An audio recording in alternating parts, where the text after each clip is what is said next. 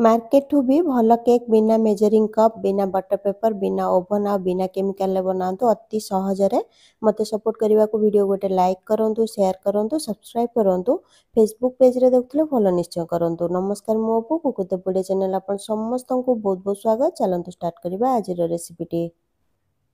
प्रथम गोटे grinding jar नहीं एथिरे देदेबा गोटे कप सुजी ओजन देखिले 160 ग्राम अच्छी। यह सहित सेम कप रे मापिकी आधा कप चीनी देबा ओजन 100 ग्राम अच्छी। बेसी मीठा केक पसंद करते आप 2-3 चमच चीनी अधिक ये दे पारे।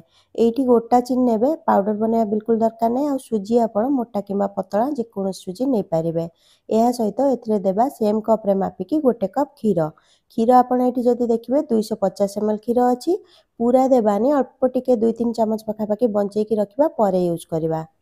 एइठी आपण कंचा किंबा सीझा क्षीर नहीं पारे ये रेसिपी रे, किंतु रूम टेम्परेचर रे थिबा दरकार क्षीर। फ्रिज रो ठंडा क्षीर किंबा गरम क्षीर नेबेनी भल बनिबनी।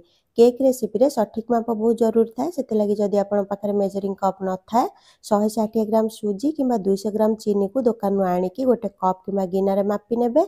सेही गिना किंबा कप को आपण कप परी व्यवहार कर परिबे जे कोनोसी रेसिपी रे। सेहितरे आपण आधा कप आ 1/4 कप भी मापी परिबे।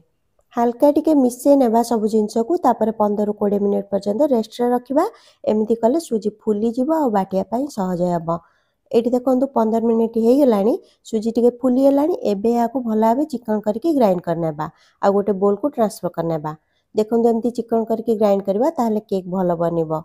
एबे एथिरे दे देबा गोटे छोट चमच वनीला एसेंस जोटा कि आपन को जे कोनसी ग्रोसर दुकान में सहजरे मिली जिवो। एहा सहित दे देबा 1/4 कप माने गोटे कप रा 4 भागरु भागे गाढ़ा दही। दही आपन कर एठी खट्टा हे नथिबो ध्यान रखिबे। एहा सहित आधा कप देबा बिना फ्लेवर रो जे कोनसी तेल। आपन चाहिले बटर को मेल्ट करके भी दे पारबे, किंतु गरम थिबो देबेनी। नॉर्मल टेम्परेचर को आसीबा परे देबे। एठी आपन मेजरिंग कप नथिले जो कप रे सुजी मापी थिले सेही कप रे मापिकी बाकी सब जिंस दे पारबे। गोटे डायरेक्शन एमती फेंटिकी भल भाव मिसई नेबा। एहा पर याकू साइड रे रखिबा। आउ गोटे बोल ले जिबा। एहा पर रखिबा गोटे जाली। एथिरे देबा 1/4 कप माने गोटे कप रो 4 भागरु भागे मैदा। 1/4 कप दे देबा कस्टर्ड पाउडर जोटा कि आपन को जे कोनसी ग्रोसरी दुकान में सहज रे मिली जिवो। एहा सहित देबा 1/4 कप मिल्क पाउडर बा क्षीर गुंड। सबु जिंस हल्का हाथ रे भरिबा आ ऊपर समान करिके भरिके नेबा। ऊपर जाय अधिक भरिके नेले माप भूल हे जिवो। एहा सहित एथिरे देबा गोटे छोट चमच बेकिंग पाउडर जे कोनसी ग्रोसरी दुकान सहज रे मिली जिवो। आ आधा छोट चमच दे देबा बेकिंग सोडा माने खाइबा सोडा जोटा हमें पकुड़ रे देई थांती। मेजरिंग चमच नथिले आपण मसला डबा रे जो छोट प्लास्टिक चमच पड़ता सेटा को भी गोटे टीस्पून हिसाब रे व्यवहार कर पारिबे। नहले एमती जो छोट चा चमच घर थाए सेटा को भी आपण नै पारिबे। एथिरे अल्प टिके ऊपर को भरिकी नेबे। प्लास्टिक चमच रे जदि आपण नेबे ताले समान करिक नेबे। एबे याकू छांकी नेबा आ भला भाबे थरटे मिसई नेबा। एमती कले केक भलो फुली थाए। एबे एथिरे दे देबा 2-3 बड़ चमच टूटी फ्रूटी आ भला भाबे थरटे मिसई नेबा। एहा को आपण जे कोनसी ग्रोसरी दुकान में सहज रे पाई पारिबे। आ एहार रेसिपी भी चैनल अछि, आपण चाहिले चेक करि पारिबे। वीडियो रो लिंक आपण को रेसिपी रो शेष रे देखिबा को मिलिबो। टूटी फ्रूटी को एमती मैदा रे मिसई नेले केक रो तळे न जमी सब आडे समान भाव रहइबो।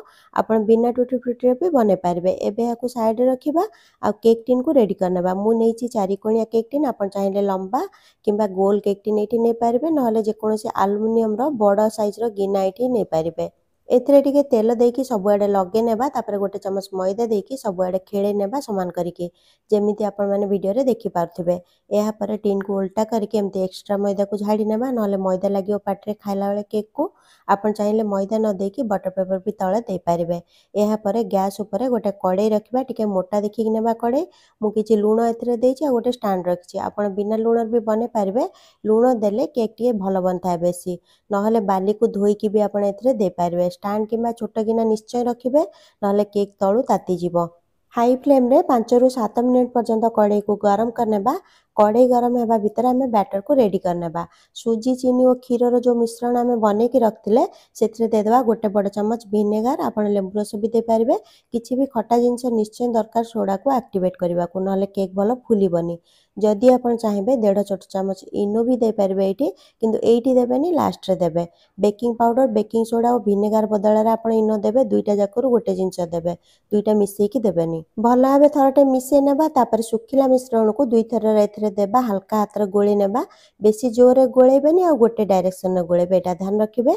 बैटर को देखंतु टिके गाढ़ा लागुची, टिके क्षीर दे देबा। स्टार्टिंग रे जो क्षीर आम गोटे कप नहीं अल्प टे बची से क्षीर मुझे दूसरी यह सहित आउ गोटे बड़ चमच क्षीर मत लगे आपको टे कम कि बेसी लगिपारे देखिकी देवे सुजी उपर पूरा डिपेंड कर बैटर देखो एति गाढ़ा रखा आउ सांगे सांगे केक टिन में ढाल देवा बेसी समय बाहर रखनी ना केक फुलबनी 3-4 थर या भल भाव टैप करने ए जो एक्सट्रा एयर बबल थी से बाहर जीव ऊपर टिके टूटी फ्रूटी देकी मुझे सजे नौ आप चाहिए ड्राई फ्रुट्स भी दे पारे। केक टिन को सांगे सांगे रखा कड़े भितर आ 5 मिनिट हाई फ्लेम रे रखा तापर लो फ्लेम रे रखा घोड़नी जमी ठीक रे लगुव ध्यान रखिए गरम बांफ जमी बाहर को न जाए।